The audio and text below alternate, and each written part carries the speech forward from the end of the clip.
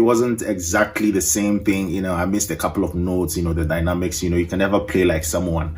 But the point being that having a good ear, okay, a good musical ear is like one of the greatest things you could have as a musician, so I will strongly recommend that you stay away from tabs, at least for a while. We have so much potential that we don't know of till we have to improvise, so an example, just a quick example here, when even as an advanced player, sometimes you would want to use the capo, right? But I lost my capo, and for some reason I've been reluctant to go to the shop to get one. I had a couple of rehearsals and had no capo, and all of a sudden I noticed I was actually getting to know the fretboard better. Some new chord voicings I wouldn't have played if I was using the capo. Yeah, and we use the capo, to get some of those open string, voicings, but even without a capo, I had to find something like, let me give you an example here. The key of F, in F, for me, I do this quite often. If I'm playing just regular chords in the key of F, my 1 is like that, my 4 and 5 are going to be bar chords, my 6 a bar chord as well. Yes, you could work around getting some open strings, like what I'm doing. I'm playing the 2 to the 3, so that would be a G minor 11 to an A minor 11, right? So yes, but even for the 1, I wanted to, or a couple of songs I was playing at the rehearsals, I wanted to play an open chord for the 1. So typically I'll just put my capo on the first fret so I can do the E, but guess what I found? It's a nice chord voicing, right? No capo. I wouldn't have thought of this if I was using a capo, right? You get the point. So this is what I use in the intro there. It's an old Taylor, solid body with a vintage tremolo system, you may call it, which was custom installed for me by a friend. Okay, so there are a lot of good as well as bad perceptions about this guitar, but I think it's amazing. Guitarists get really picky, but I think a lot has to do with your fingers as far as tone is concerned, your fingers, and then of course the pickups, and you get a point. Yeah, so I'll be doing a review on this. I've paused my reviews for a while, sorry about that. This guitar sounds nothing compared to what you heard in the intro, which is why I have paused my reviews for now. I want to get some equipment so I can give you guys a better representation of the gear I demo. Okay, so this will come up soon. Subscribe if you're not, so you don't miss it. Growing up, I never relied on tabs. Even when I started my YouTube channel, perhaps I didn't even know what they were till I started my YouTube channel. I post a video and someone is like, "Where is the tab?" And I'm like, "What?" So that has given me an advantage here, ear wise, so the solo you saw me play there in the intro was something I learned by ear. It was in about 30 minutes.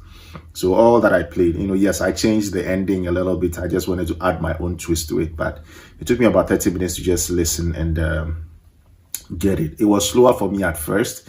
There are times where I have to use, the playback speed on the YouTube thing. There is this button you press and everything comes slow. The play back speed thing, I really slow it down and I get to see what they are doing.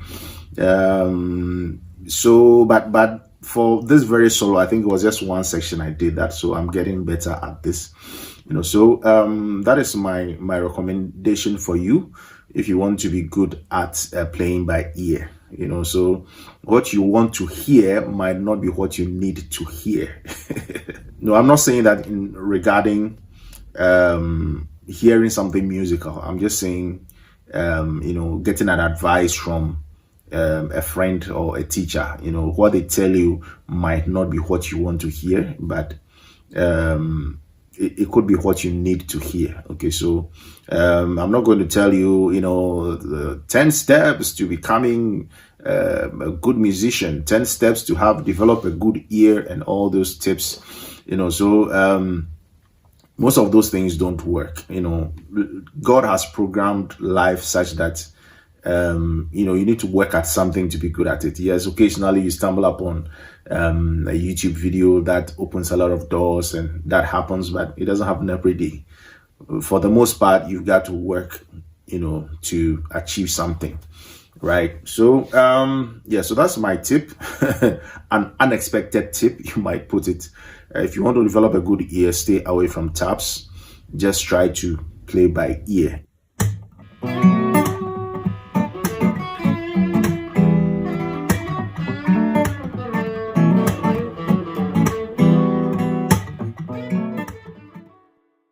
Growing up at church, it was like, I'm just giving a songs like, this is what we're going to do.